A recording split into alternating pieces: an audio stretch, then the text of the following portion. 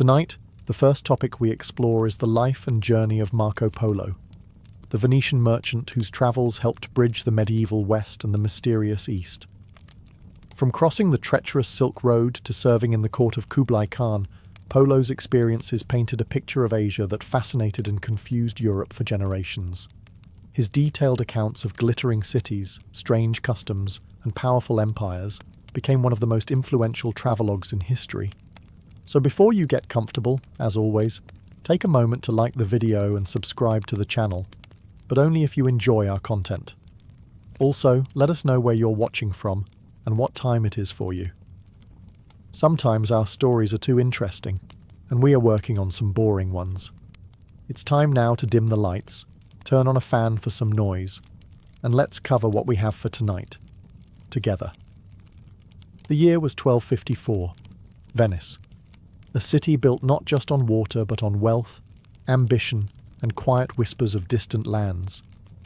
Its merchants sailed farther, bargained harder, and dreamed bigger than most across medieval Europe. And into this world of salt air, silver coins, and silk bolts was born a boy named Marco Polo. He came into the world without his father by his side. Niccolo Polo, a merchant by trade and an adventurer at heart, was already deep in the east, somewhere along the caravan trails of Central Asia. Marco wouldn't see him, not once, for the first 15 years of his life. His childhood was shaped not by a father's voice, but by his absence, and the stories that filled that silence. Marco grew up under the care of his mother and extended family, surrounded by maps, merchant ledgers, and the dull clink of coins being counted. But more than anything, he heard tales of Constantinople's domes, the cold winds of the Caucasus, and the endless golden lands beyond Persia. These weren't bedtime stories. They were rumours. Whispers carried by returning sailors and spice traders, half believed and half dreamed. By the time Niccolo returned to Venice in 1269, Marco was a teenager, tall for his age, curious, and bright-eyed. He met not only the father he'd never known, but also an uncle, Maffeo Polo, with whom Niccolo had crossed mountains, rivers, and empires. Their return was not merely a family reunion. They brought a message from the most powerful man in the East, Kublai Khan, ruler of the Mongol Empire. And the Khan had made a bold request, that the Polos return to his court, not alone this time, but with a representative from the Latin Church, and if possible, a young man of promise. Marco, now about 17, was chosen. He wasn't a warrior, he wasn't a noble, he wasn't even a trained diplomat, but he was clever, observant, and utterly captivated by the idea of going where few Westerners had gone before. So began a journey that would stretch across deserts, mountains, and legends.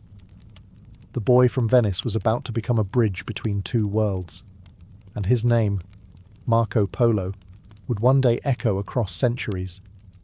Marco Polo's journey into the unknown began not with fanfare, but with quiet determination. In 1271, Marco, his father Niccolo, and his uncle Maffeo left Venice once again, this time together, to fulfill Kublai Khan's request and carry letters from Pope Gregory to the great Mongol ruler in the east. Their path wasn't a single road, but a sprawling web of trade routes known as the Silk Road, a 1,000-threaded artery connecting Europe with the mysteries of Asia.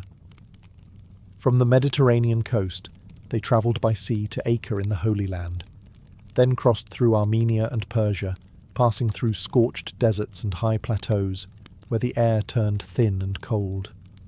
They slept under starlit skies and woke to winds that carried strange scents of spices, camel sweat, and distant fires. Some days brought encounters with hospitable local rulers.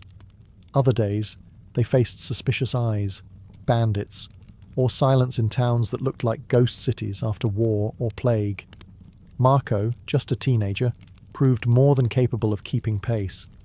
He absorbed languages quickly, learned customs respectfully, and scribbled down observations in his mind about architecture, dress, coins, and even superstitions. Where others saw hardship, he saw a living map unfolding before him. Every stop was a puzzle piece in the world's grand design. In Persia, the death of the Mongol Ilkhan delayed them. The road ahead to China had become more dangerous, but the Polos pushed on, determined to fulfill their promise. They passed through Badakhshan, a remote kingdom where Marco fell ill and rested for months, and then continued along the treacherous Pamir Mountains, where snow still clung to jagged rocks even in summer. They crossed the vast Gobi Desert, a brutal stretch of dust and hallucination where sandstorms could bury a man alive, and water was more precious than gold. And yet, they endured.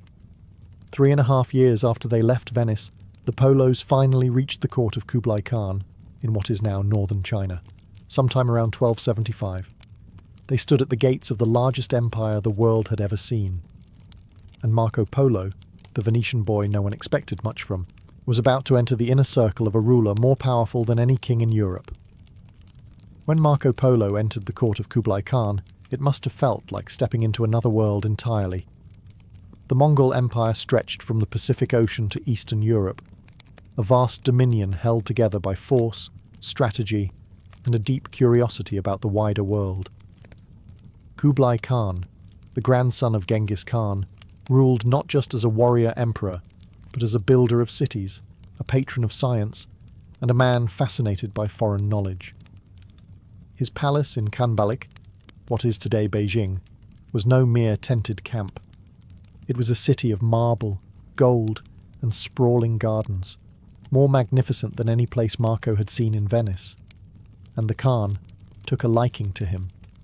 Young, observant, and eager to learn, Marco spoke with grace and intelligence. He was fascinated by everything: the customs of the Mongols, the layout of the court, the mix of cultures and religions that flowed through the empire like a river. To the Khan, this foreigner wasn't just another guest. He was a useful mind. Within a short time, Marco was given a role that few outsiders ever achieved. He became a trusted emissary of the Mongol court. The tasks were immense. Kublai sent Marco to distant provinces to report on the state of roads, crops, politics, and even rumours of unrest. These journeys brought Marco into lands no European had likely recorded before, from the jungles of Burma to the highlands of Tibet. He saw wonders the West had never imagined: paper money backed by imperial decree, coal used for heating, cities lit with lanterns, and organised courier systems that moved information faster than anywhere in Europe. Marco wasn't just witnessing history, he was living inside it. And everywhere he went, he took mental notes of strange beasts, unusual rituals, and cities bustling with trade. He remembered how the Khan's subjects bowed, how justice was carried out, and how diverse this empire truly was.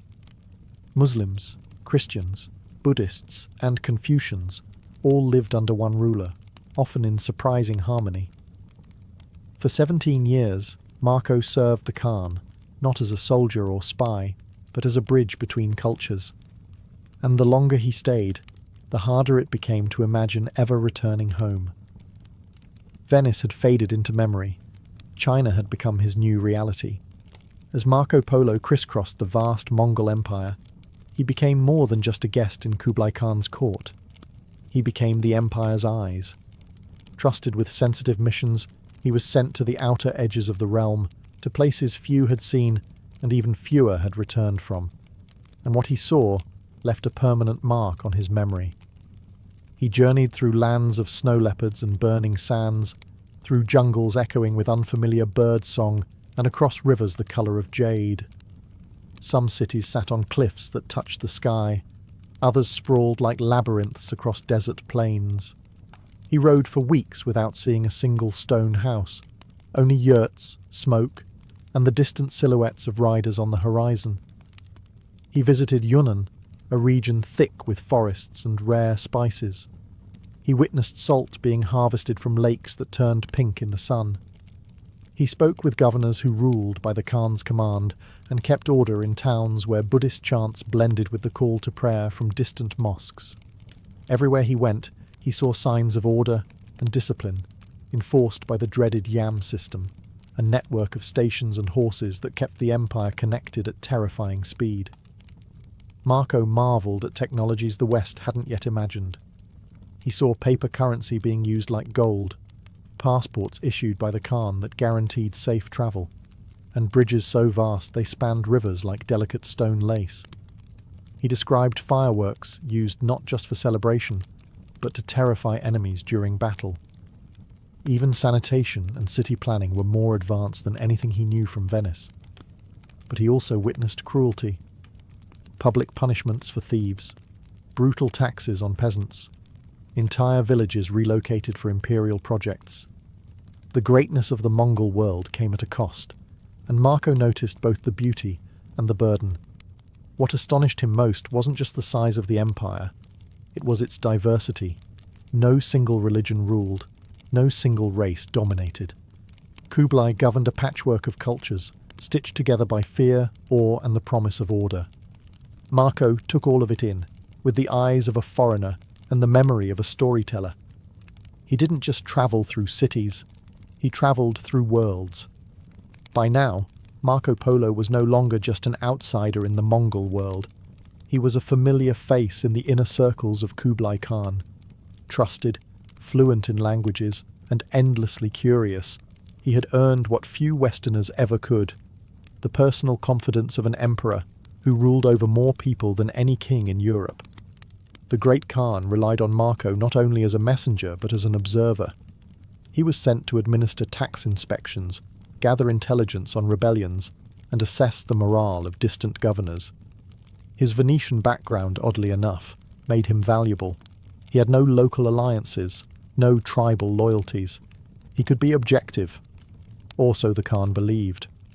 And Marco delivered. He navigated the vast imperial bureaucracy with a mix of charm and observation. He remembered everything: how a river village fished with trained birds, how a remote temple kept its sacred texts preserved in gold leaf scrolls, how a single fire signal could summon a cavalry regiment within hours. These details weren't just trivia. They were threads in the great fabric of an empire that ran on information. Marco's Western appearance made him a curiosity in many places, especially among the people of the Chinese provinces who had never seen a European before. But he never spoke down. He watched, listened, and learned. He respected local customs, and that respect earned him access to places even other Mongols avoided. He witnessed the court's rituals, elaborate ceremonies with music, incense, and dancers veiled in silk. He saw the Khan receive foreign ambassadors bearing tribute, pearls from India, ivory from Africa, and even lions from Persia. The Mongol court was not just a seat of power.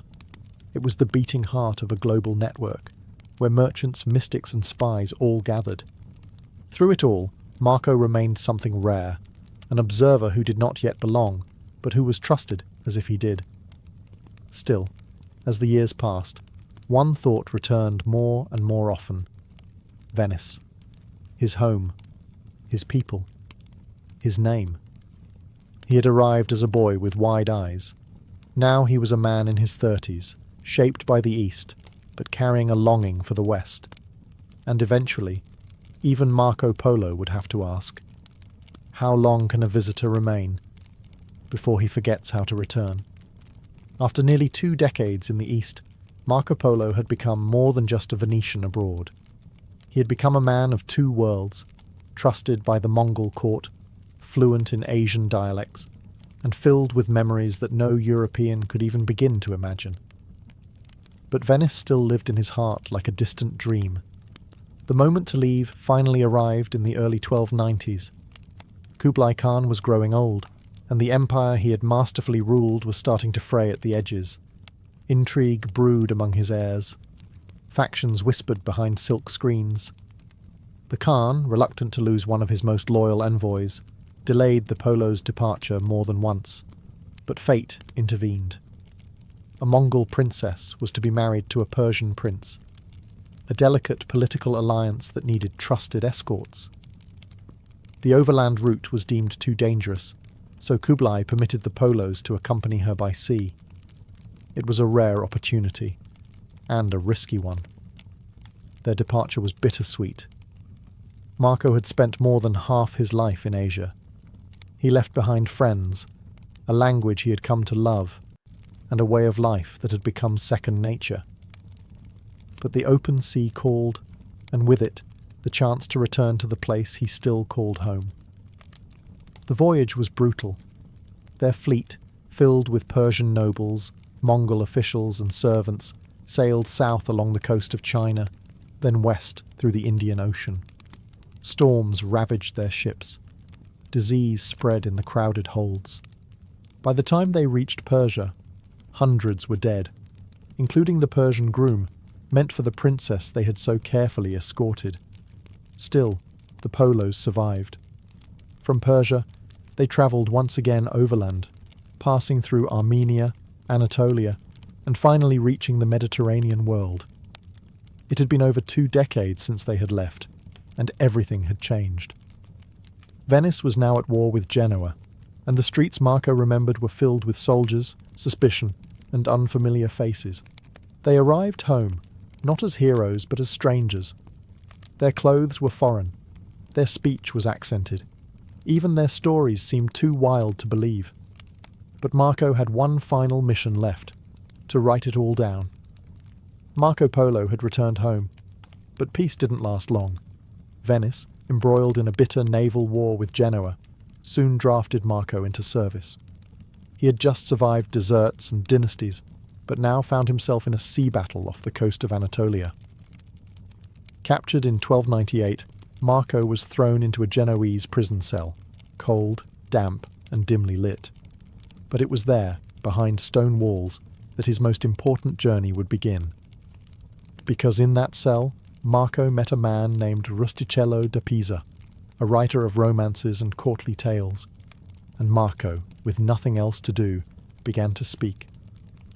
He told Rustichello everything, about the Silk Road, about Kublai Khan's court, about snow leopards, paper money, black stones that burned like firewood, coal, cities with millions of people, rituals, armies, spices, and customs so foreign they sounded like fantasy. Rustichello wrote as Marco dictated, line after line, story after story. It was more than a travelogue, it was a revelation. The book, eventually known as Il Milione, or The Travels of Marco Polo, spread like wildfire across Europe. Though literacy was rare, the tales were told aloud in courts and taverns, passed along by sailors and scribes. Some believed it was a treasure map in disguise. Others thought it was pure fiction. How could a European have dined with emperors in China, seen rhinos mistaken for unicorns, described cities larger than Rome and systems more advanced than any in Christendom? But Marco never wavered.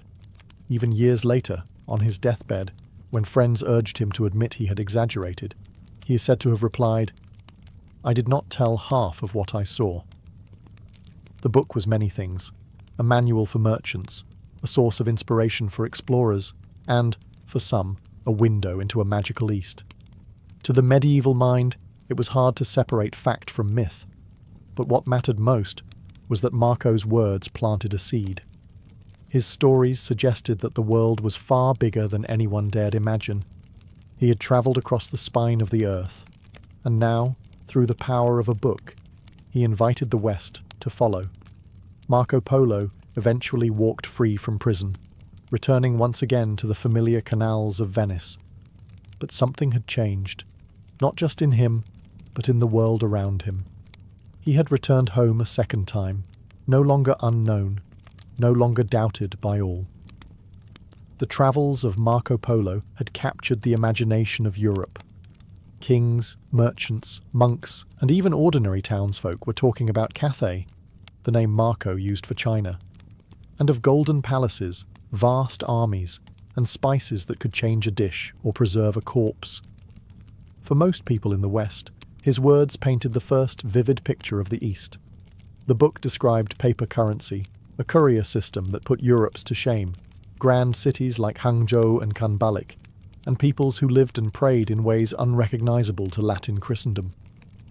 It blurred the line between fact and wonder, but it planted something powerful: curiosity. Marco didn't become fabulously wealthy, nor did he return to power in court or politics. He resumed life as a merchant, quiet and dignified, living out his days in his native city. But his influence outlived him and rippled outward in ways he could never have imagined. One of the minds his book would touch belonged to a young Genoese sailor nearly 2 centuries later, a man named Christopher Columbus. Columbus carried a copy of the Travels with him, scribbled with notes in the margins. He believed Marco's descriptions of the East and hoped to reach it by going west, across the ocean. That alone speaks volumes. Marco had not discovered new lands, he had not conquered, but he had described, and in doing so, opened doors in the minds of others. He gave Europe a reason to look beyond its borders and believe there was more to find.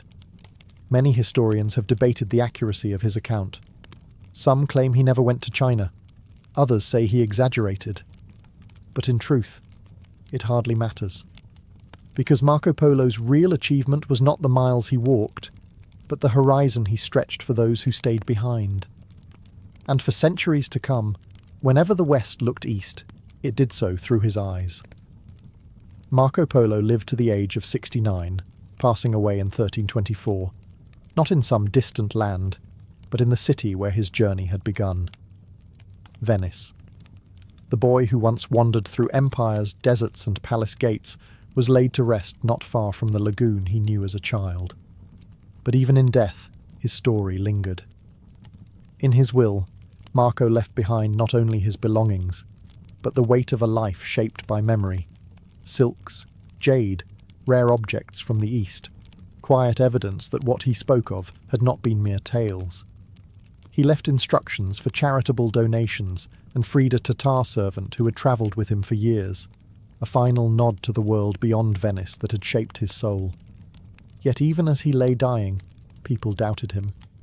His stories were too large, his adventures too strange. And so the man who had stood at the centre of the Mongol Empire, who had been entrusted with the secrets of Asia's greatest ruler, died with many of his own countrymen still unconvinced. But time, as it often does, would shift that narrative. In the centuries after his death, the travels of Marco Polo continued to be copied, translated, and reimagined. It became part travelogue, part mythology, a bridge between medieval Europe's narrow worldview and the sprawling complexity of the East. Some read it as scripture, others as fantasy, but nearly all who read it felt something stir, the sense that the world was vaster than they'd been told. Today, historians continue to debate his account, what he saw, what he exaggerated, what he misunderstood. But whether he was always accurate or sometimes mistaken is beside the point. Because Marco Polo did what few could. He connected worlds, not through conquest or crusade, but through curiosity, through observation, through storytelling. He left behind no throne, no inventions, no army, just a book. But that book would inspire explorers, cartographers, philosophers and poets.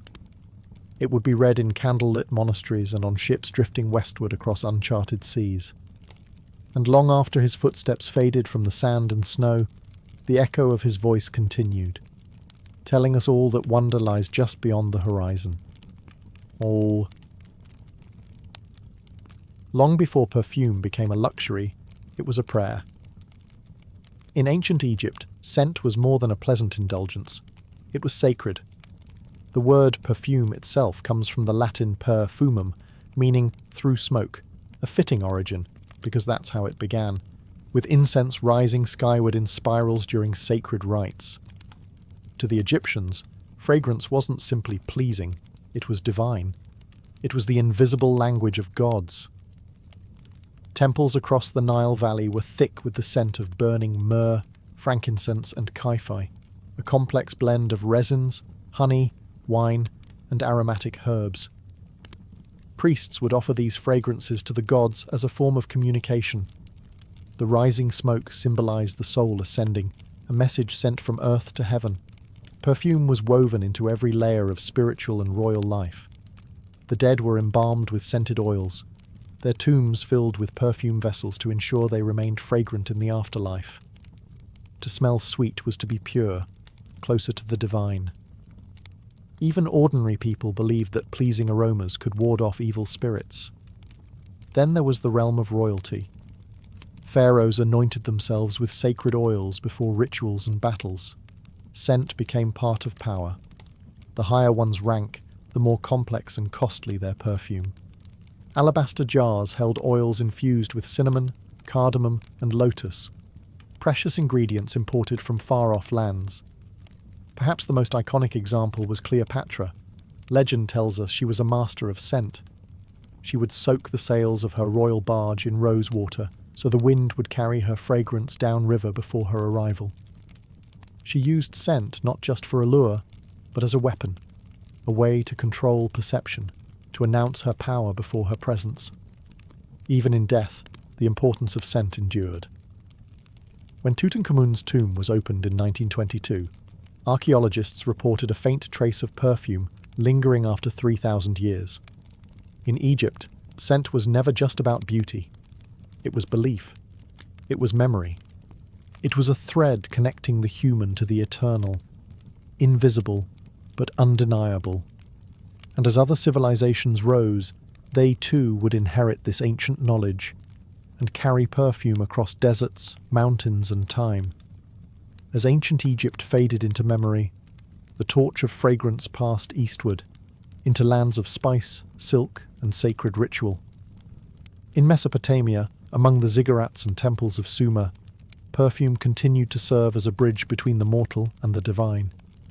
Clay tablets dating back over 4,000 years describe the preparation of scented oils using cedar, myrrh, and cypress. These oils were applied to statues of gods, rubbed onto priests, and sealed into burial urns. Even early kings sought to smell divine. Farther east, in the lush lands of the Indus Valley and ancient India, the connection between scent and spirit deepened. Vedic texts spoke of gandha, fragrance, as one of the key elements of sacred worship. Temples were filled with the aroma of sandalwood paste and floral garlands. The air itself was part of the prayer. Here, perfume was more than ritual. It was part of love, marriage, and daily life. India became one of the first cultures to truly specialize in attar making, the distillation of flowers into oil, often using sandalwood as a base. Even today, traditional attars are still made by artisans who follow methods unchanged for centuries, letting the scent of jasmine, rose, or vetiver slowly infuse oil drop by drop over a low flame and much patience. In Persia, the love of gardens became a love of perfume. Kings like Cyrus and Darius surrounded themselves with roses and violets, not just for beauty, but for their scent. The Persian word for rose, gul, found its way into every corner of culture, from poetry to medicine. Their palaces were designed to carry fragrance through the breeze, and scent was a marker of elegance and refinement. China, too, embraced perfume, though with more subtlety. There, it was associated with balance, inner harmony, and scholarly reflection. Scrolls were perfumed. Inkstones and robes were lightly scented with agar wood or cassia bark. Perfume was not loud. It was meditative, a soft breath of calm, not a declaration. Across these lands, perfume was evolving. No longer just a sacrifice to gods or a mask for the dead. It was now a living art, a science, a gesture of grace. From temple smoke to flower oil, scent had become civilization's quiet signature. As the ancient world shifted westward, perfume followed, winding its way into the philosophies of Greece and the extravagance of Rome. What began as sacred incense in temples became, in these civilizations, a symbol of sophistication, wealth, and even virtue. In classical Greece, perfume was embraced both as art and as medicine. Physicians like Hippocrates prescribed aromatic baths and oils to treat ailments of the mind and body. The philosopher Theophrastus wrote extensively on the properties of plants and the emotional power of scent. Perfume, he believed, could lift the spirit, sharpen the intellect, and soothe melancholy. Fragrance also played a role in daily grooming and ritual. Greek athletes rubbed themselves with scented oils before and after competitions. Women perfumed their hair and garments with oils of iris, marjoram, and rose. And yet, moderation was expected. Too much perfume, especially on men, was viewed as a sign of vanity, or worse, moral weakness. Scent, to the Greeks, had to be balanced, much like everything else in life. The Romans, however, embraced perfume with abandon. By the time of the Roman Empire, fragrance had become a symbol of elite excess. The wealthy drenched their banquet halls in rosewater. Servants sprinkled perfumed snow from ceilings during feasts. Emperors like Nero reportedly spent fortunes importing Arabian myrrh and Indian sandalwood. Cleopatra's earlier rose-scented grand entrances inspired similar theatricality in Roman society. Perfume wasn't just worn, it was displayed. Glass vessels were crafted to hold rare oils, and perfumers became prized artisans. Roman baths featured entire rooms dedicated to fragrance, and the air of public spaces often carried the aroma of spices and flowers. But there was tension beneath the luxury. Moralists like Seneca and Pliny the Elder warned of perfume's corrupting influence, that it weakened the will and distracted from virtue. As Christianity began to take root in the later Roman era, this suspicion deepened. The Church viewed perfume as indulgent and worldly, a temptation best left behind. And so, as Rome declined, so too did perfume in the West. The baths grew quiet, the amphorae ran dry, and the once powerful rituals of scent slipped into silence. But the story was far from over. Far to the east, another world was breathing new life into fragrance, and preparing to send it back westward, transformed. As the Western world turned away from perfume, deeming it a worldly indulgence, the East, particularly the Islamic world, transformed it into a refined science and sacred tradition. From the 7th century onward, the rise of Islam brought with it a deep respect for cleanliness, beauty, and scent. The Prophet Muhammad himself spoke fondly of fragrance, saying it was one of the things made beloved to him in this world. He encouraged its use before prayer and in daily life. Wearing perfume became not just a luxury, but an expression of faith. It was in this rich cultural environment that perfume reached new heights. Cities like Baghdad, Damascus, and Cairo became centers of innovation. Perfumers, known as attarneens, experimented with distillation techniques and botanical alchemy. They extracted essential oils from flowers, woods, spices, and resins, using methods far more advanced than anything seen in Europe at the time. One figure stands out: Ibn Sina, also known in the West as Avicenna. This Persian polymath revolutionized perfume making by developing steam distillation, which allowed for the efficient extraction of flower essences, especially rose. His discovery changed everything. It enabled perfumers to isolate pure aromas, more delicate, more consistent, and longer lasting. Arab traders carried these refined scents across the known world. Frankincense from Oman, oud from Southeast Asia, musk from Tibet, and ambergris from the sea. Glass flasks filled with precious oils moved along trade routes from India to Spain, leaving behind fragrant traces and new cultural practices wherever they passed. Perfume in the Islamic world wasn't just about personal pleasure. It was woven into public life. Mosques were perfumed before prayer. Homes welcomed guests with scented hands, and rooms laced with bakhur, burning chips of oud. Even the pages of the Quran were sometimes lightly scented, a symbolic gesture of reverence.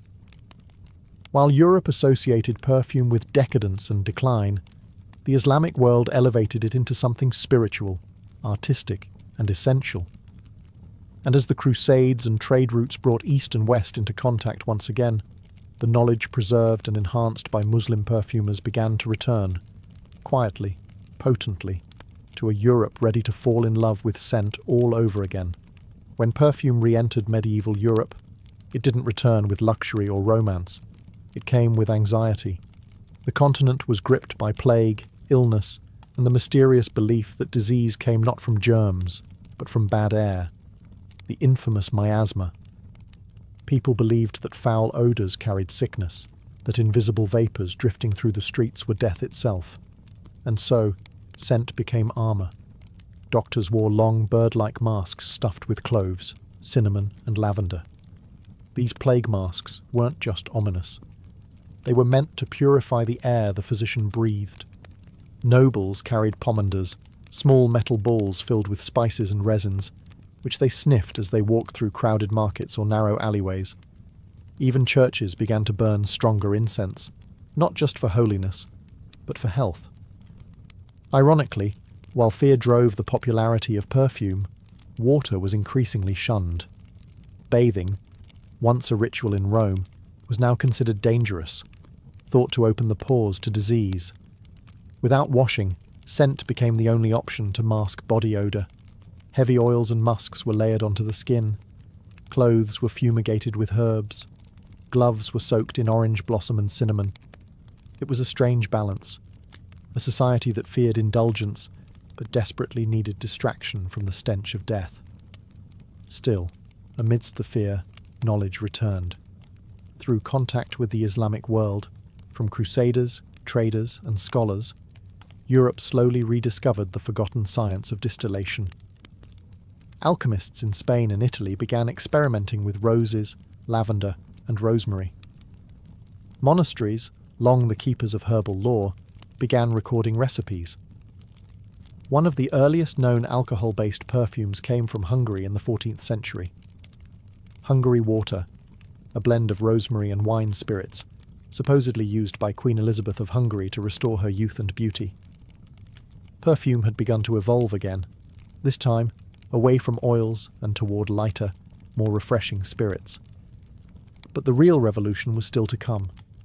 In a small town in southern France, a new centre of perfume was quietly being born, one that would take scent from superstition to sophistication and turn fragrance into fashion.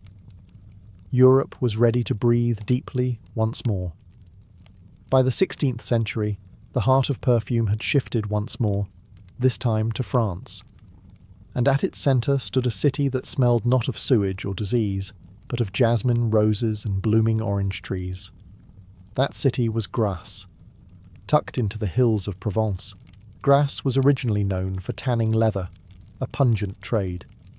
But when Catherine de' Medici, the Queen of France, arrived from Italy, she brought with her a love of fragrance. She employed her own personal perfumer, who began scenting gloves to mask the smell of tanned hides. The trend caught on. Soon, Grasse transitioned from leather to lavender. The sun-drenched fields around the city became the cradle of modern perfumery. Rose petals were harvested at dawn. Jasmine was hand-picked at night, when its scent was strongest. Orange blossoms and violets were distilled into delicate oils. What began as a practical solution became a national obsession. As the French court grew more extravagant, so did its appetite for fragrance. Versailles, the grand palace of Louis XIV, became a temple of scent. Rooms were perfumed with orange water. Furniture was rubbed with scented wax. Courtiers powdered their wigs with violet and amber. Even the fountains were rumoured to spray rosewater during royal celebrations. But behind the glamour was necessity. Bathing was still uncommon, and perfumes masked the realities of poor hygiene. Royals and nobles sometimes changed their clothes multiple times a day, not to be clean, but to appear fresh-scented. Perfumers became artisans in their own right. They trained for years, guarding their recipes like state secrets. The art of perfume composition, balancing top notes, heart notes, and base notes, was refined to perfection. Then came the 18th century, the Enlightenment. Science and chemistry advanced, and with it, so did perfumery. Alcohol-based scents became more stable. Glass bottles grew more elegant. Perfume shops opened across Paris, offering custom scents to the fashionable elite. Perfume was no longer a mask against disease or a whisper to the divine. It was now luxury, identity, a silent language spoken through memory and skin. And as France led the world in fragrance, perfume was poised to step into modernity, poised to become personal, powerful, and profoundly human. As the 19th century unfolded, the world was changing, fast. Industrial revolutions transformed cities. New classes emerged. Art, fashion, and technology collided. And in the midst of it all, perfume entered a new phase, no longer just for priests, kings, or courtiers, but for everyone. For the first time, perfume became deeply personal. Scientific breakthroughs made it possible to isolate aroma molecules and replicate natural scents. Chemists discovered synthetic compounds like coumarin, the sweet smell of hay, and vanillin, the warm note of vanilla. Suddenly, perfume no longer depended solely on nature's whims. It could now be invented. This revolution didn't destroy artistry, it expanded it. Perfumers were now composers, building scent like music, layering top notes that danced lightly, heart notes that lingered, and bass notes that stayed close to the skin long after the first impression faded. In 1889, a milestone arrived, Jicky by Guerlain. It was one of the first perfumes to blend natural essences with synthetic notes. And it didn't smell like flowers or fruit. It smelled like mystery. It marked the birth of modern perfumery. Soon, scent became a signature, a way of expressing identity. By the early 20th century, perfume was being marketed not as ritual or royalty, but as emotion. Bottles were designed like sculpture. Ads promised fantasy, romance, and freedom. To wear a scent was to choose who you wanted to be. Then, in 1921, another revolution, Chanel No. 5. Created by perfumer Ernest Beau and fashion icon Coco Chanel, it broke the rules. It didn't smell like roses or violets. It smelled clean, modern, abstract. Chanel said she wanted a scent like a woman, not a flower. And the world listened. No. 5 became a symbol of elegance, worn by women who were claiming their independence. Perfume had travelled far from temple smoke and sacred oils.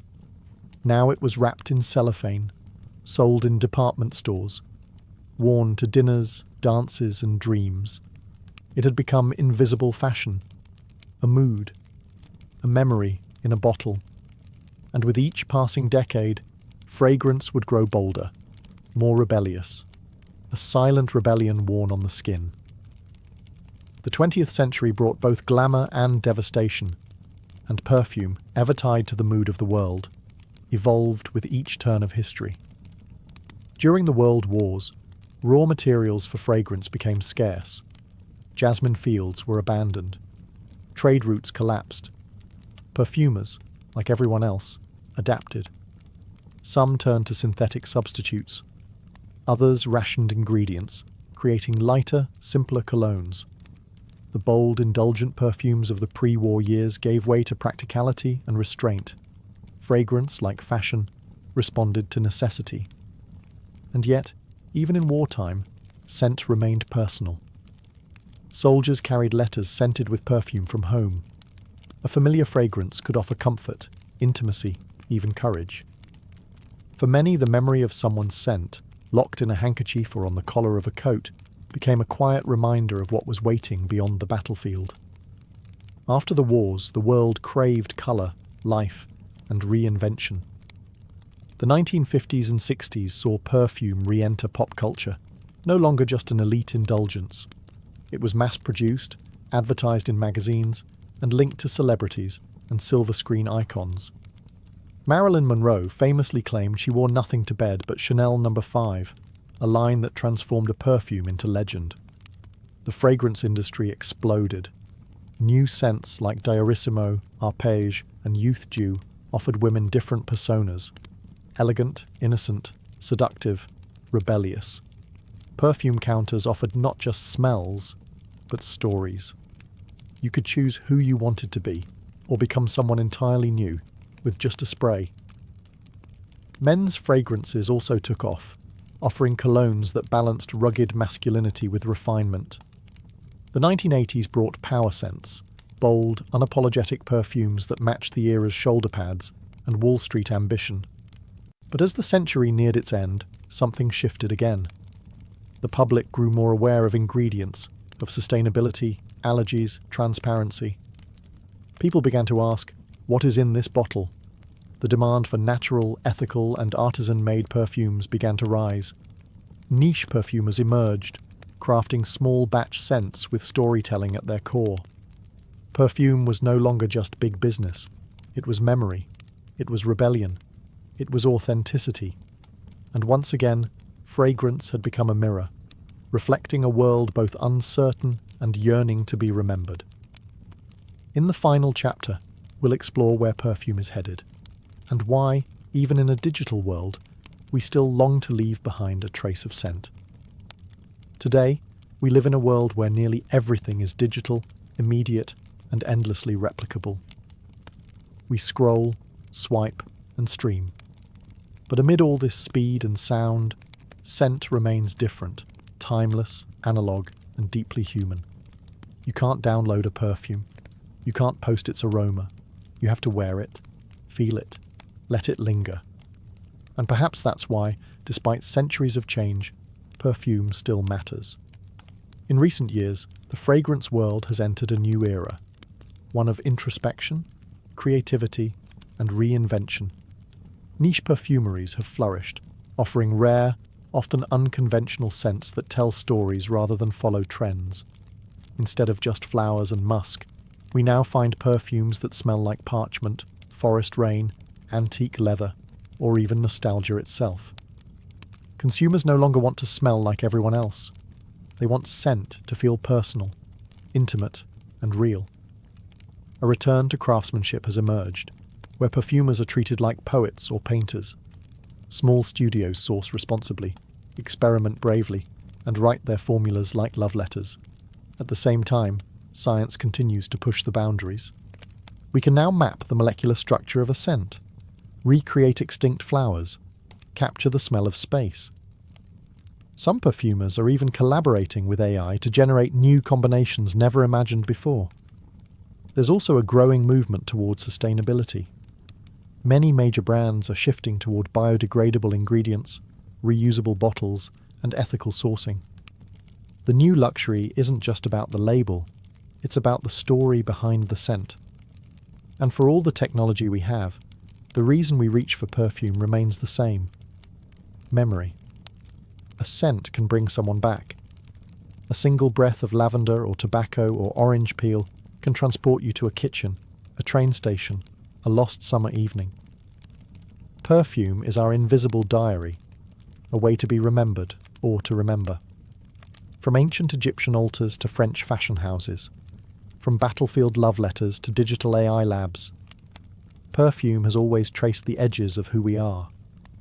It is history you wear, emotion in vapour, presence in absence. And as long as we long to be noticed, cherished, or simply felt, the story of perfume will never really end. It will simply float, just beyond the senses, waiting for someone to breathe it in. As the 1500s drew to a close, Italy was brimming with the energy of transformation.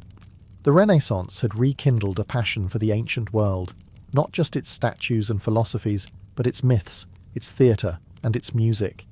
Painters captured divine moments in human form. Architects resurrected the balance of Roman geometry. But musicians, they searched for something deeper. They asked a peculiar question: what did ancient Greek drama sound like? This question wasn't academic. It was spiritual. The thinkers of the late Renaissance believed that the plays of Sophocles and Euripides were not spoken, but sung. That in ancient times music and speech had flowed together, as one.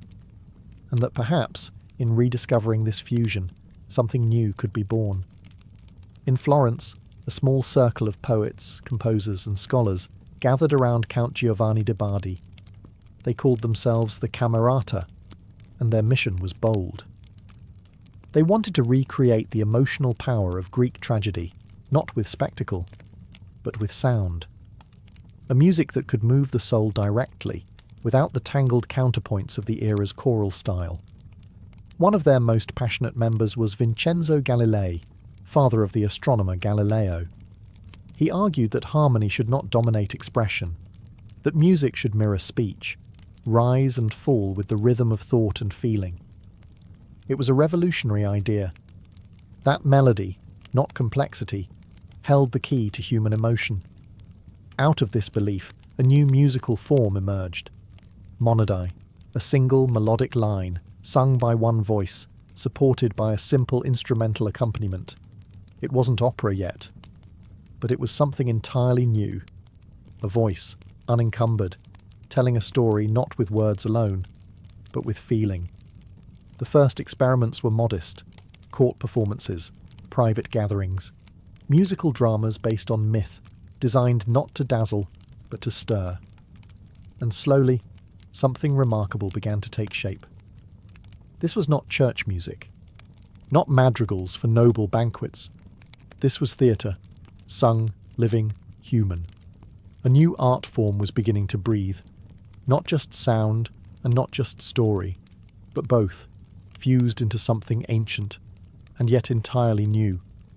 Opera was still unnamed, but it had taken its first breath. The Florentine Camerata, that quiet circle of scholars, poets, and musicians, never set out to create an entirely new genre. They saw themselves as archaeologists of sound, attempting to revive a lost tradition. But in their search for ancient truth, they unknowingly gave birth to something timeless. Their experiments with monody, expressive solo singing over a simple accompaniment, quickly evolved. They began blending recitation and melody, creating compositions that moved between speech and song, allowing characters to reveal emotions not just with words, but through rising and falling tones that mimicked natural speech patterns. The result was recitative, the heartbeat of early opera. In 1597, composer Jacopo Peri premiered Daphne, often considered the first opera. Based on a Greek myth, it was a small, intimate performance staged for the Florentine elite. Only fragments survive today, but it marked a turning point. For the first time, music carried the entire drama, not just enhancing the story, but telling it. Peri followed this with Eurydice in 1600, composed for the wedding of Maria de' Medici to King Henry IV of France. It was the first complete opera that still survives, and though primitive by today's standards, it featured many of the essential components: sung dialogue, arias, choruses, and instrumental interludes. It was both ceremony and innovation, the sound of a tradition being born in real time. Another key figure emerged: Giulio Caccini. He published a collection called Le Nuove Musique, featuring solo songs written in the monodic style. His compositions were more lyrical, more ornamented, pushing monody closer to what would become the operatic aria, a moment for the voice to linger, soar, and express the inexpressible. These early operas weren't grand. They had no massive orchestras, no elaborate staging.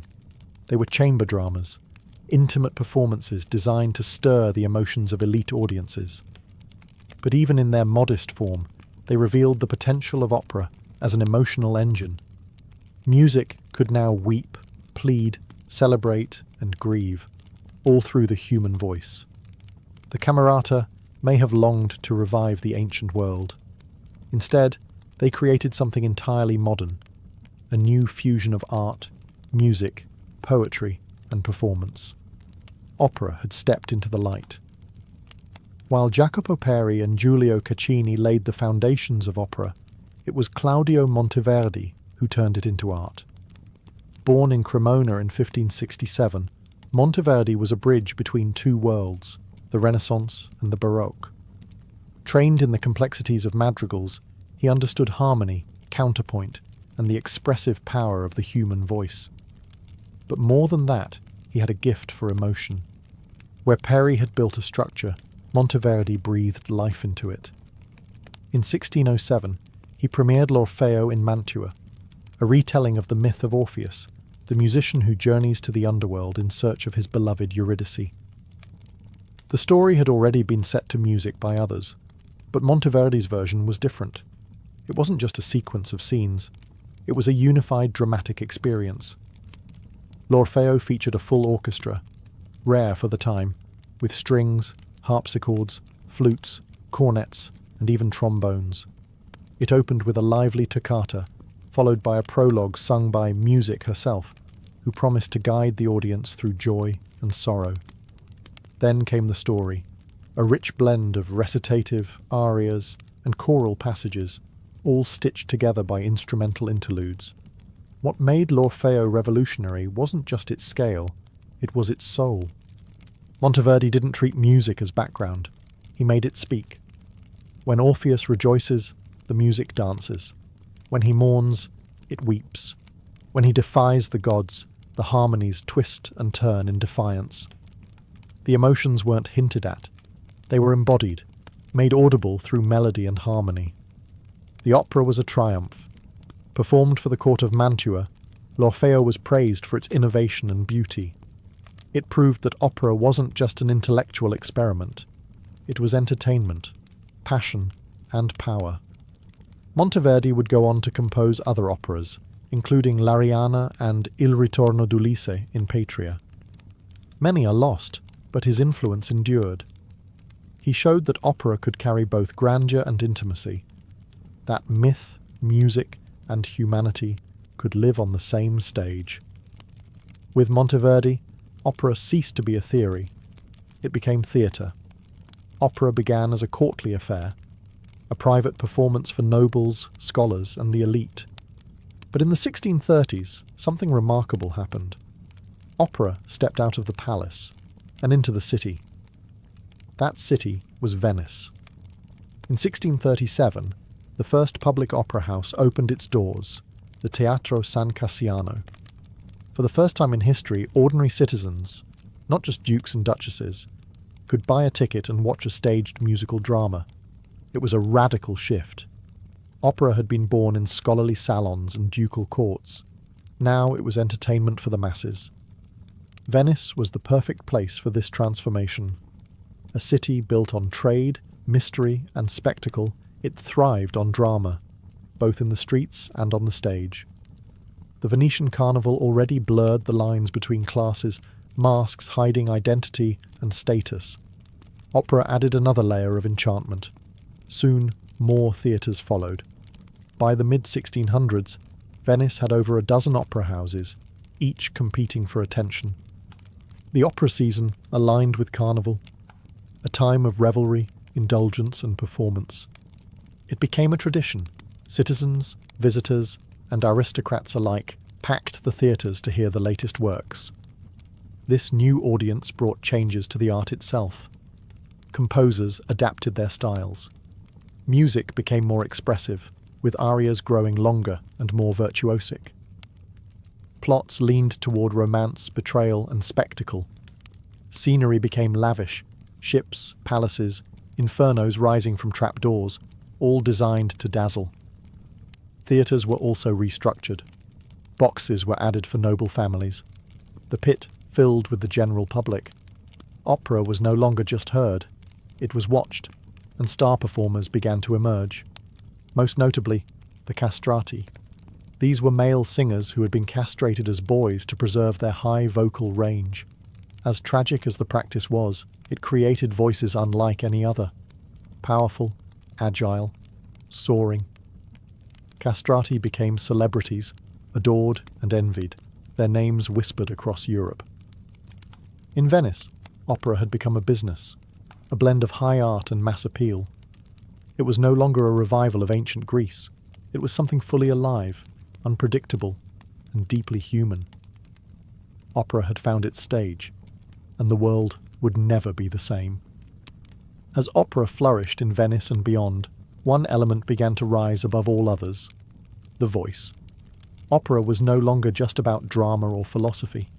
It became a showcase for extraordinary singers, and the most celebrated among them were the castrati, men with the vocal range of sopranos or altos, but the lung power and control of adult male bodies. Their voices were surreal, agile, brilliant, otherworldly. They could float delicately over an orchestra or hurl thunder down from the stage. While the practice of castration was morally and medically troubling, the castrati were the superstars of the 17th and 18th centuries. They commanded enormous fees, inspired frenzied admiration, and were often adored far beyond their voice alone. Some lived lavish lives, collecting art, lovers, and legends. Composers began writing with these singers in mind. Operas grew more elaborate in structure to highlight their talents. The da capo aria, an ABA song form, became a favourite. It allowed the singer to deliver a simple melody, then depart into elaborate improvisation when the first section returned. This became the moment audiences waited for, when the performer, alone in the spotlight, would soar. The theatre had transformed. No longer a place for communal storytelling, it was a temple of the voice. People came to hear what seemed humanly impossible: trills, runs, and leaps carried on a single breath. But it wasn't only the castrati who dazzled. Sopranos and tenors also rose to prominence, each claiming emotional territory. The grieving queen, the desperate lover, the betrayed hero. Characters became vessels for vocal brilliance.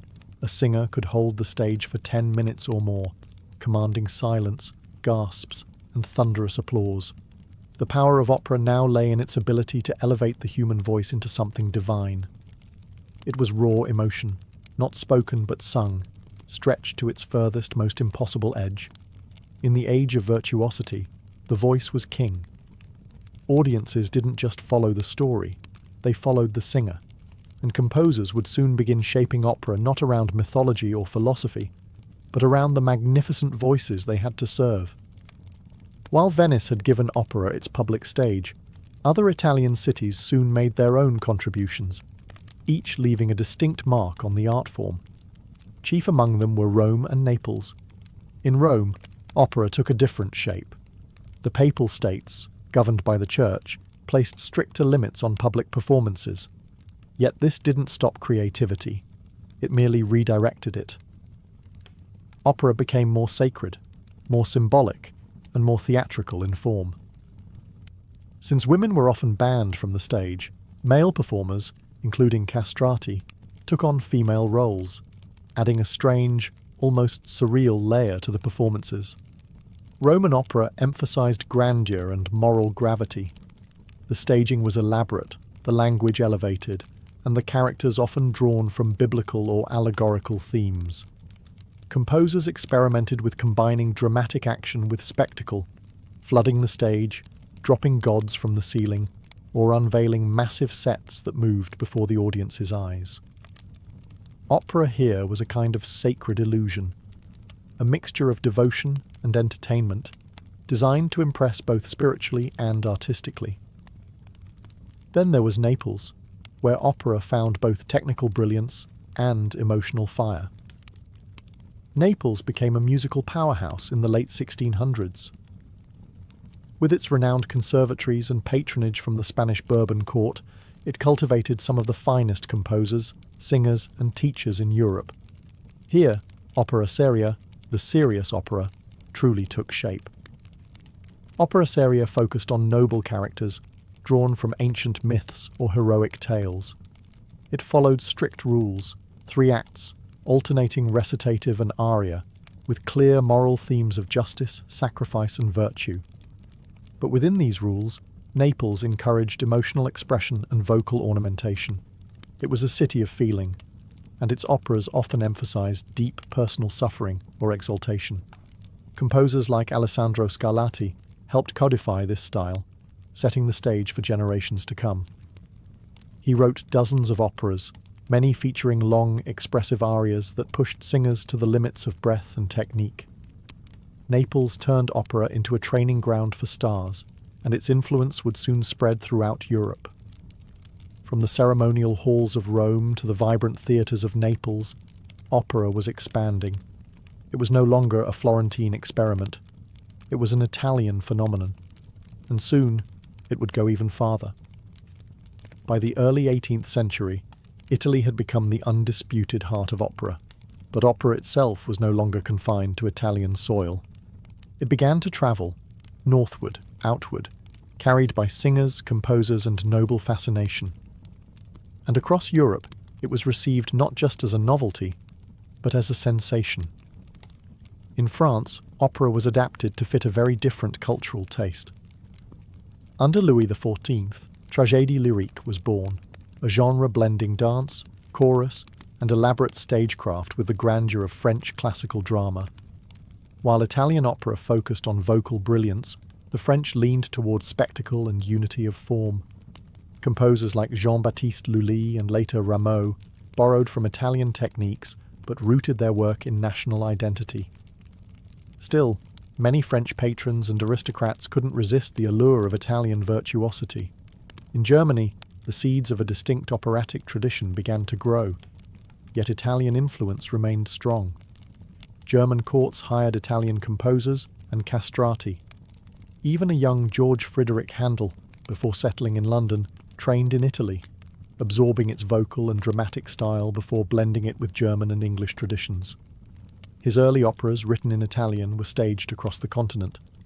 But it was in England that Italian opera found one of its most enthusiastic, if occasionally bewildered, audiences. In the early 1700s, London's theatres began producing full-length Italian operas, often with imported stars. The aristocracy flocked to hear the castrati, marvelling at their otherworldly voices. The most famous of these was Farinelli, a singer whose fame reached near-mythic proportions. He sang for kings, cured depression with his voice, and inspired composers to write arias of impossible beauty. Opera had become Europe's elite art form, an international language of music, emotion, and power. Italian was the preferred language of opera, even in non-Italian cities. To attend the opera was to be fashionable, cultured, and connected to a larger world of beauty. And yet, as opera spread, something began to shift. National traditions were forming. Local languages began to appear on stage, and a new generation of composers, some Italian, some not, would soon reshape the genre again. Opera had conquered Europe, but its next transformation would take it from courtly elegance to something far more human. For decades, opera had belonged to gods and kings. It told stories of ancient heroes and mythic sacrifices, sung in high style with noble restraint. But by the mid-18th century, something began to stir at the edge of the gilded stage. Laughter. And with it came a new kind of opera. Opera buffa. Literally meaning comic opera. Opera buffa was born in Naples and quickly spread through Italy and beyond. It rejected the stiff formality of opera seria in favour of something more human, lively plots, ordinary characters, and sharp satire. These operas featured cunning servants, foolish old men, jealous lovers, and mistaken identities. They poked fun at vanity, greed, and the upper class. They gave the spotlight not to gods, but to people you might pass on the street. The music followed suit. Gone were the endless da capo arias and lofty recitatives. Instead, ensembles burst onto the stage, characters singing over each other, interrupting, reacting in real time. Rhythms quickened, comic timing sharpened, and the orchestration grew more playful. Laughter became part of the musical language. One of the earliest landmarks was Giovanni Battista Pergolesi's La Serva Padrona, 1733, a short intermezzo that became wildly popular across Europe. It featured just 3 characters, a clever maid, her bumbling master, and a mute servant. And it managed to turn a simple domestic situation into a charming commentary on gender, class, and control. The success of works like La Serva Padrona showed that audiences were hungry for something more relatable, stories where emotion and humour were grounded in the everyday. Opera buffa didn't just entertain, it reshaped the operatic world. It influenced composers across Europe, even those writing in more serious styles. Eventually, Mozart would take these ideas and elevate them in masterpieces like The Marriage of Figaro and Don Giovanni, blending comic wit with profound human insight. But it all began in Italy, with streetwise maids, scheming barbers, and lovesick poets. Opera had found a new voice, not just divine, but earthly, not just majestic, but mischievous. And in doing so, it opened the doors even wider, letting laughter, flaws, and real life onto the grand stage. By the end of the 18th century, opera had become one of the most powerful art forms in Europe, and at the heart of it all was Italy. From Florence to Venice, from Naples to Rome, Italy had not only birthed opera, it had shaped it, matured it, and scattered its influence across every major cultural capital. Opera had grown from the quiet philosophical experiments of the Camerata into a roaring tapestry of voice, music, emotion, and spectacle. And while it would continue to evolve, shift, and break its own rules, its foundation would always rest on Italian soil. As the 19th century approached, opera was poised for yet another transformation, a deeper plunge into emotional realism, nationalism, and the psychological interior of its characters. Giants like Rossini, Donizetti, and later Verdi and Puccini would lead opera into new realms, where music and drama became inseparable forces driving toward catharsis. But that was a future built upon what came before. The birth of opera was not a single moment, but a chain of revelations. It was the belief that music could heighten language, that voice could carry character, that myth, comedy, love, and grief could be sung into life. And most of all, that an art form could invite its audience to feel, deeply, vividly, and sometimes unbearably. Italy had given the world a stage where gods could fall in love, peasants could outwit princes, and silence could be filled with soaring sound. Even today, the fingerprints of early Italian opera remain. Modern theatre, musical film, orchestral composition, all are touched by this legacy. The arias of Monteverdi, the farce of opera buffa, the architecture of Venetian theatres, they still echo in our ears, if we know how to listen. Opera, in its essence, is a human invention trying to express what words alone cannot contain. And Italy, centuries ago, was the place where it first found its voice. From the whisper of a myth in Florence, to the applause in Venice, to the laughter in Naples, opera was born not from perfection, but from passion. A stage was set, a curtain rose, and a world began to sing. In the centuries before 1200 BCE, the Eastern Mediterranean thrived in a way the world had never seen before. This was the height of the Late Bronze Age, a time when powerful empires rose along the coasts, mountains, and river valleys of the ancient world, and they were not alone. They were connected. To the west, the Mycenaeans ruled from fortified palaces across mainland Greece.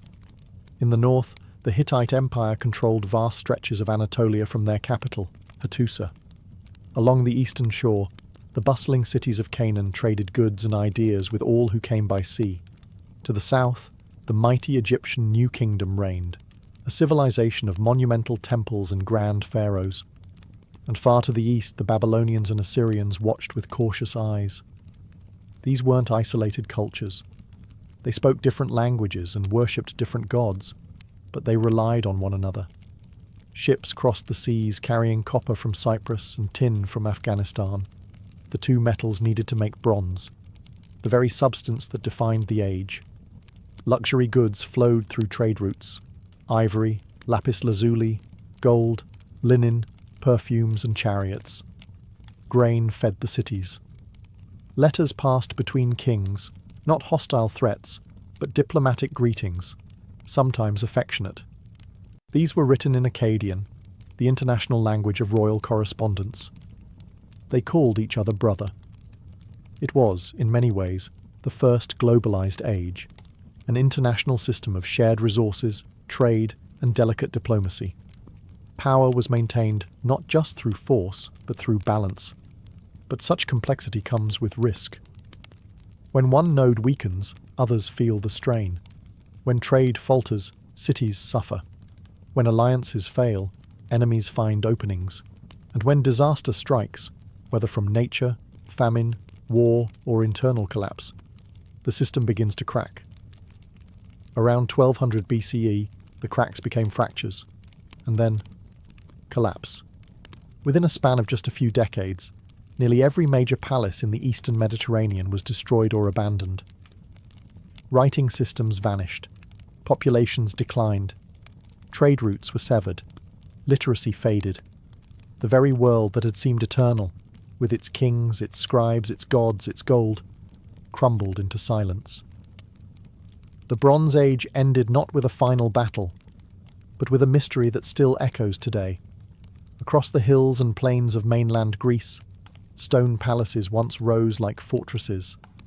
The Mycenaeans, heirs to Minoan influence and masters of maritime trade, had built a network of powerful city-states: Mycenae, Pylos, Tiryns, Thebes.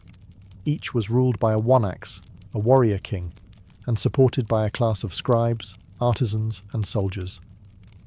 Their culture was literate, centralized, and fiercely militarized. They left behind records in a script called Linear B, listing everything from food rations to chariot wheels. They were deeply organized, capable of raising armies, building massive fortifications, and managing complex trade across the Aegean and beyond. But sometime around 1200 BCE, the Mycenaean world began to unravel. First came destruction. One by one, the palaces fell. Pylos was burned to the ground. Mycenae was damaged, perhaps twice. Tiryns and Thebes suffered the same fate. Linear B vanished. No more tablets, no more records. The bureaucracies collapsed. What followed was silence. Towns shrank. Monumental architecture ceased. Trade links broke down. A dark age began, not in the poetic sense, but literal. For centuries, there would be no writing in Greece, no palaces, no grand cities, only scattered villages clinging to memory and myth. So what happened? There are theories, many, and none complete. Some suggest earthquakes. The region lies along fault lines, and multiple cities show signs of seismic damage. Others point to invasion or rebellion, perhaps internal unrest from a lower class long suppressed by palace elites. Still others speak of famine, triggered by climate shifts or drought, that weakened populations and sowed chaos. And then there's the spectre of the Sea Peoples, mysterious raiders who appear again and again in Egyptian records, a possible external force that may have reached Greek shores as well. The truth may lie in a combination of all these. The Mycenaean world was complex, and complexity breeds vulnerability. When systems are tightly interwoven, collapse can cascade, and so a civilization that inspired Homer's tales of Agamemnon, of Achilles, of Troy, vanished not with a single defeat, but with a slow and systemic disintegration. Its echoes, however, would shape the very foundation of Greek identity for centuries to come. To the north of the crumbling Mycenaean world lay the Hittite Empire, once one of the great superpowers of the late Bronze Age. Centered in Anatolia, modern-day Turkey, the Hittites had built an empire through war, diplomacy, and innovation. They rivaled Egypt, challenged Assyria, and signed the world's first known international peace treaty after the Battle of Kadesh. Their capital, Hattusa, was a marvel of engineering, ringed with walls, filled with temples, libraries, and royal archives. From here, kings issued commands to distant governors, settled disputes through cuneiform tablets, and corresponded with pharaohs as equals. Then, around 1190 BCE, the messages stopped. The city was destroyed, abandoned, its buildings collapsed, its archives buried beneath ash and stone. No grand inscription records the cause. No surviving tablet warns of what came. The empire simply ceased. In its place rose silence and confusion. So what happened to the Hittites?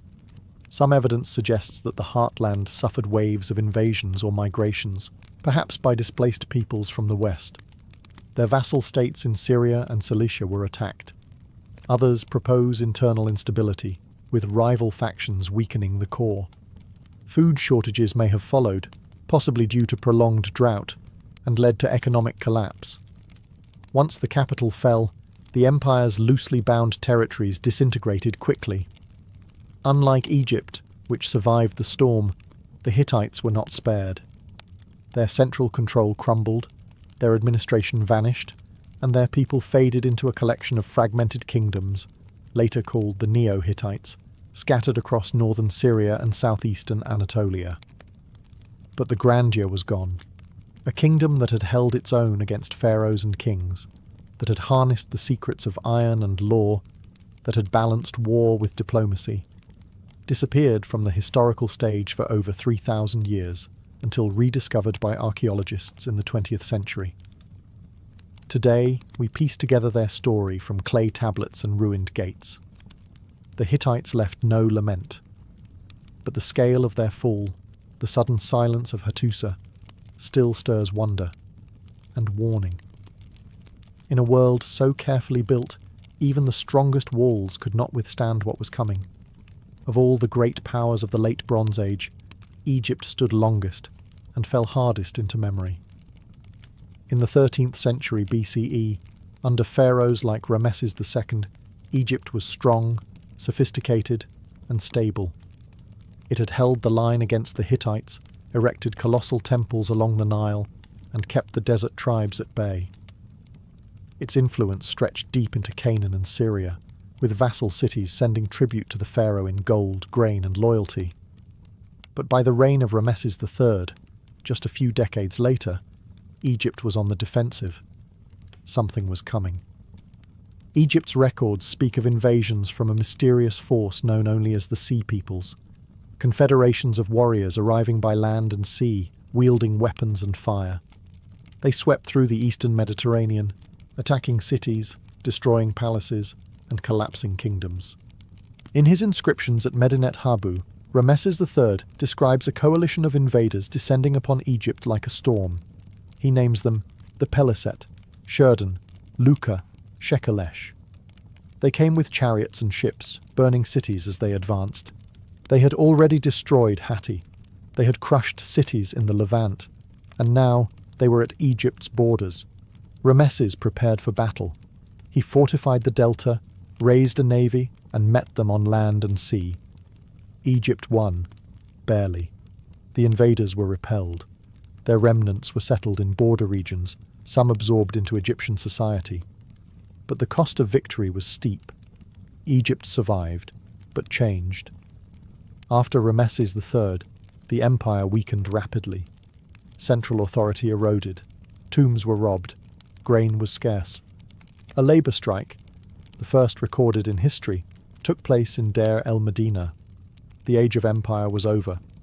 Egypt withdrew into itself, no longer the towering power of the past, but a kingdom bracing for the long decline ahead. Unlike Mycenae or Hattusa, Egypt left us records, desperate, vivid, etched in stone. It remembered the Sea Peoples. It chronicled its own struggle, and though it did not fall completely, Egypt too was wounded by the collapse. A civilization that had endured for 2,000 years had met its limit. Even the Nile could not stop the storm. Among the most enduring mysteries of the Bronze Age collapse are the Sea Peoples, a vague but ominous presence that appears again and again in the records of Egypt, Ugarit, and other coastal civilizations. They were never a single tribe or nation, but a confederation, moving by both land and sea, leaving ruin in their wake. But who were they?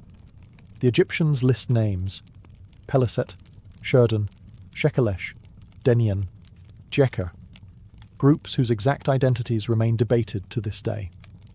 Some scholars link them to regions in Anatolia, the Aegean, or the Balkans.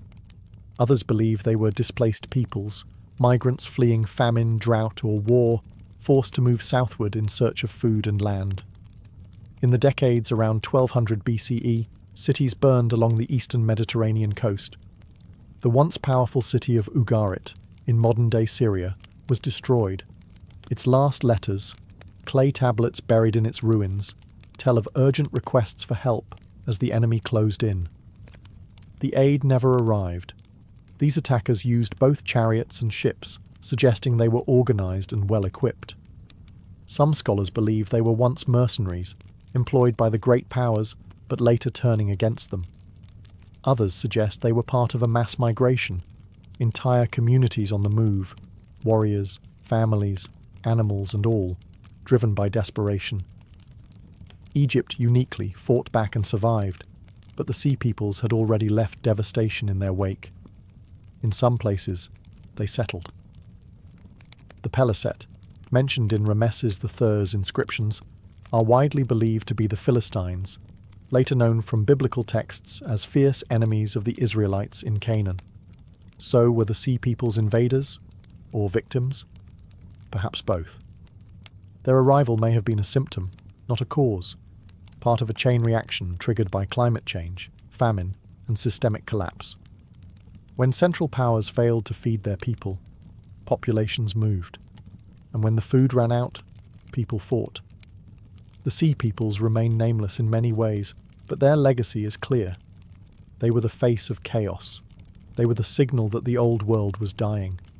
And as they landed on distant shores, they left behind more than fire and ash. They left behind a broken age. While war and invasion left visible scars, another force crept quietly beneath the surface: climate.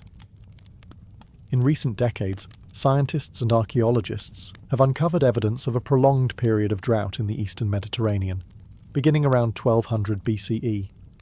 Pollen samples, sediment cores, and abandoned fields suggest that rainfall sharply declined, and with it, harvests failed.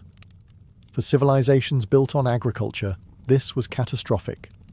The great empires of the Bronze Age depended on grain surpluses to feed their people, pay workers, and trade with neighbors. When crops failed, cities starved. When granaries emptied, economies collapsed.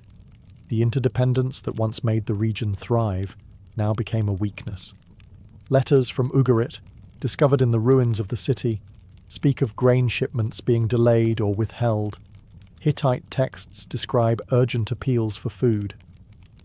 Even in Egypt, where the Nile's floods had long been a dependable source of stability, signs of stress emerge.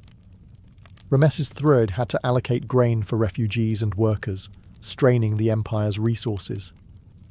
In times of abundance, these systems worked, but in scarcity, they faltered.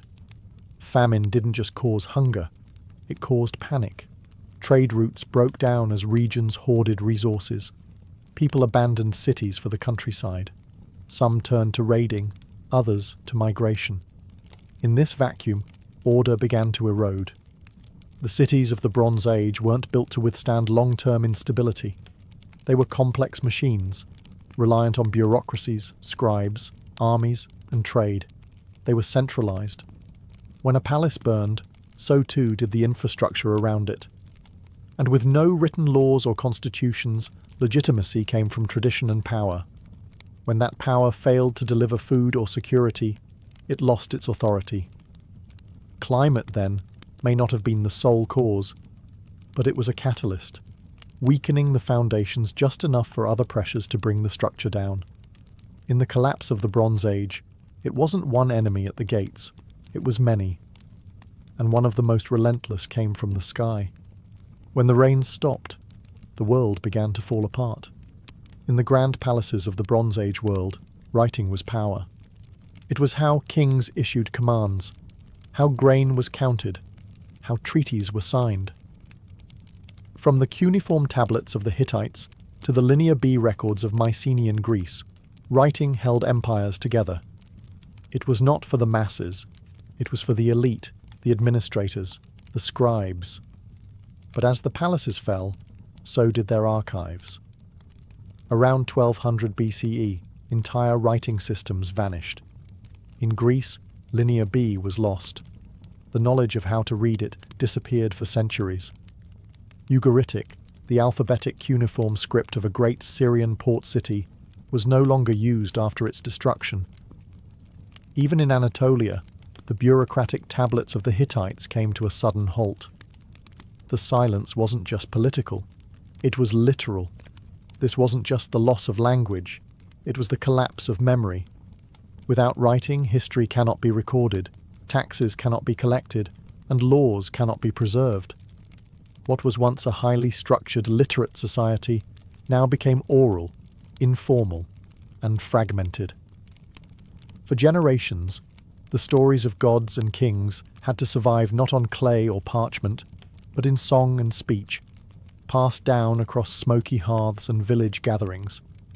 This may be why so much of what we know from the centuries that followed comes in the form of myth.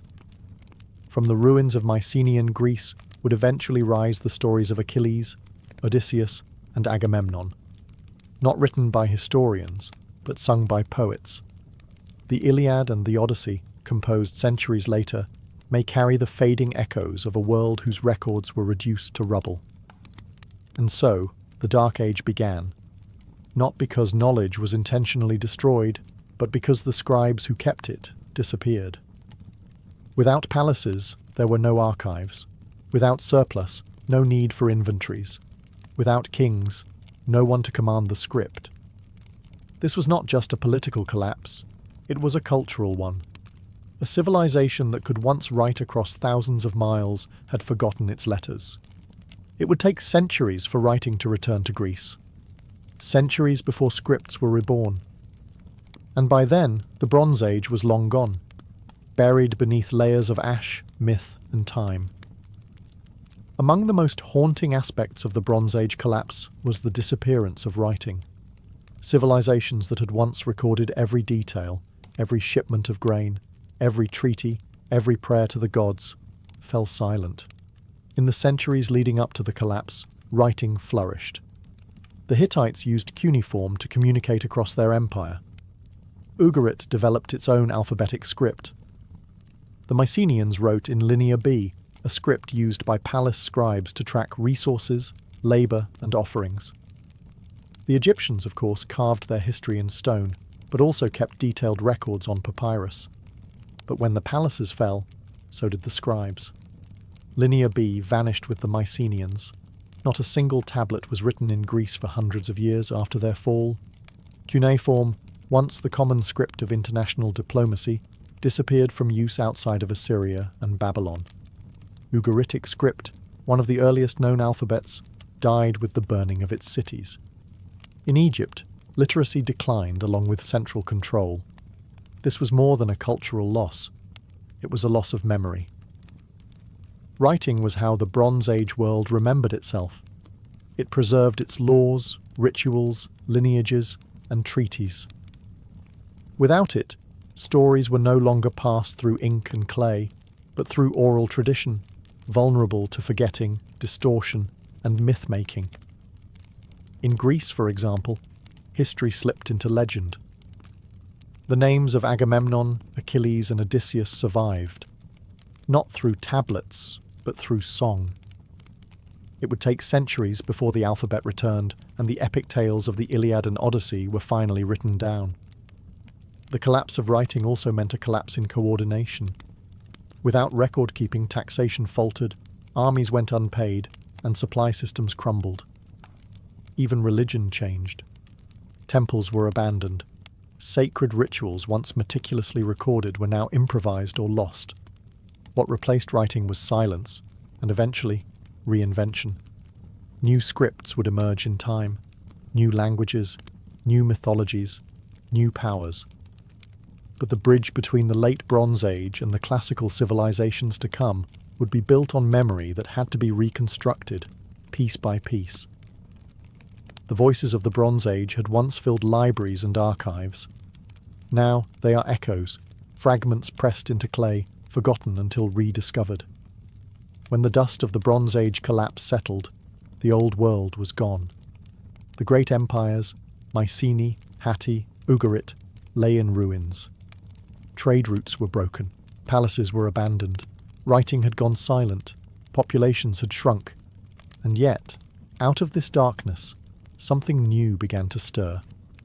The centuries that followed, roughly between 1100 and 800 BCE, are sometimes called the Greek Dark Age, but this is a misnomer.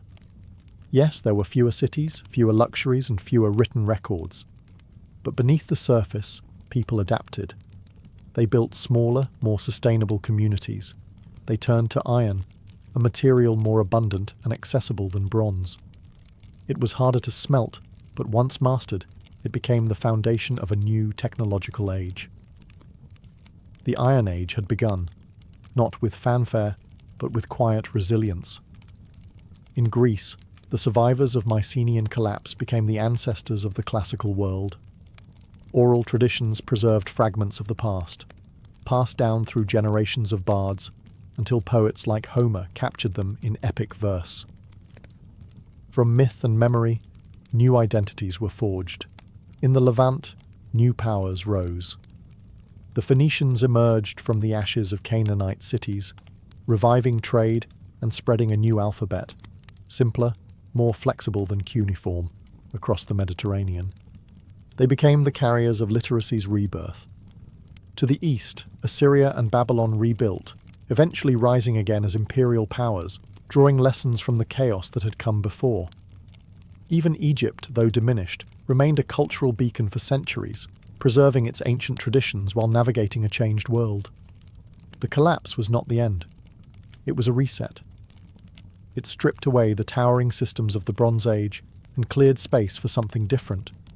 Smaller kingdoms, new languages, and decentralized powers.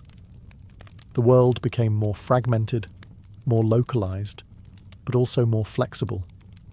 Innovation emerged from necessity, and the legacy of the Bronze Age, its myths, its ruins, its forgotten languages, lingered like buried seeds, waiting to bloom again. The collapse reminds us that no civilization, however mighty, is immune to change. But from collapse can come renewal. And in the silence that followed the fall, a new story began.